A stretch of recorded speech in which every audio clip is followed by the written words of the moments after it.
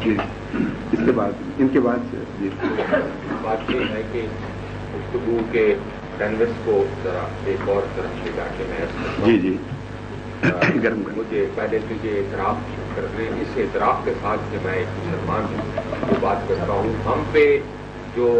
ظاہری لوگ ایک سوال کرتے ہیں جی جی کہ اگر تاریخ انسانیت کو دیکھا جائے تو تاریخ انسانیت پہ جتنے قتل ہوئے ہیں وہ مذہب کے نام پہ ہوئے ہیں اور انسانیت کا جتنا خون مذہب کے نام پہ بہا ہے وہ کسی اور طریقے سے نہیں بہا کیونکہ مذہب میں کسی کو قتل کرتے ہوئے قاتل اپنے آپ کو قاتل نہیں سمجھتا بلکہ اپنے قتل کا جواز اس کے پاس ہوتا ہے لہذا تاریخ عالم میں مذہب آیا تو اس لیے تھا کہ مذہب انسانیت کو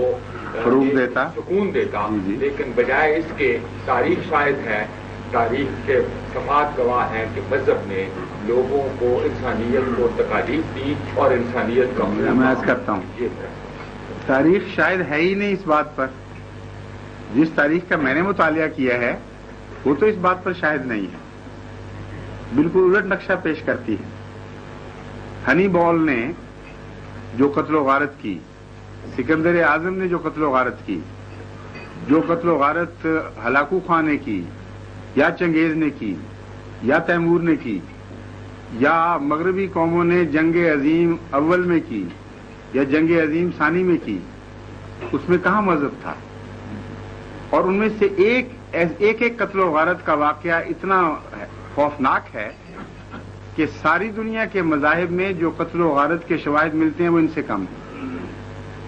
اس لیے تاریخ جس بات کی شاہد ہی نہیں اس کا میں جواب کیا دوں گا دوسرے تاریخ جس بات کی شاہد ہے اس میں بھی ایک ڈسٹورشن آف ویژن ہے وہ تاریخ دان ایک فرق کیے بغیر دیکھتا ہے اور مذہب کی طرف منسوب کرتا ہے مذہب کے دو دور ہیں نا اول جب وہ ظاہر ہوا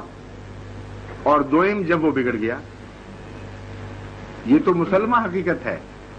کہ سورسز سے قریب بھی تھا مذہب اور سورسز سے دور بھی چلا گیا ہر مذہب کی تاریخ یہ ہے بلا استثناء کہ جب وہ سورس کے قریب تھا تو لوگوں نے ان پر ظلم کیے اور جب وہ سورس سے دور گیا ہے تو پھر انہوں نے جو کچھ کیا وہ مذہب ہے ہی نہیں وہ دنیا داری کی ایک شکل ہے اصل بات یہ ہے کہ انسان جب مذہب سے دور جاتا ہے تو ظالم ہو جاتا ہے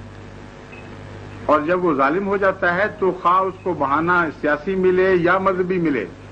یا نہ بھی ملے تو اس نے ظلم کرنا ہی کرنا ہے مذہبی اقدار سے دوری کے نتیجے میں ظلم ہوئے ہیں خواہ مذہب کے نام پر ہوئے ہیں کیونکہ مذہبی اقدار جب قائم تھی اس وقت مذہب نے کبھی ظلم نہیں کیا یہ ایک ایسی مسلمہ شہادت ہے تاریخ کی متفق علیہ کہ کوئی تاریخ دان اس کو الٹا نہیں سکتا آپ فرمائیے